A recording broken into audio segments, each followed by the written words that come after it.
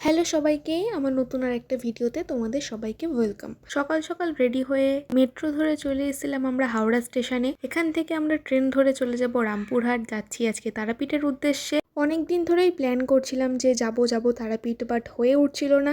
তো ফাইনালি সময় পেয়েছিলাম একদিনের জন্য, তো চলে গিয়েছিলাম তারাপীঠে।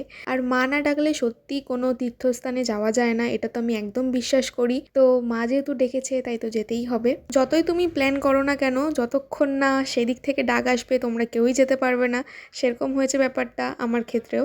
তো দেখো ট্রেনে উঠে পড়েছি, ট্রেন তো ছেড়েই দিয়েছে। বাইরের এত সুন্দর প্রকৃতি দেখতে দেখতে তো যাওয়া যাক। আর ট্রেনে ওঠা মানে কিছু খাবো না সেটা হতে পারে, তো নিয়েছিলাম ফার্স্ট একটা কফি, ওটার ক্লিপটা নেওয়া হয়নি। তারপর একটা আলু চিপস আর দইটা নিয়েছিলাম। উইন্ডো সিটে বসে সুন্দর হাওয়া খেতে খেতে আর প্রকৃতি দেখতে দেখতে পৌঁছেও গিয়েছিলাম রামপুরহাট। তো এখান থেকে আমরা এবারে শেয়ারে একটা টোটো বুক করে নিই।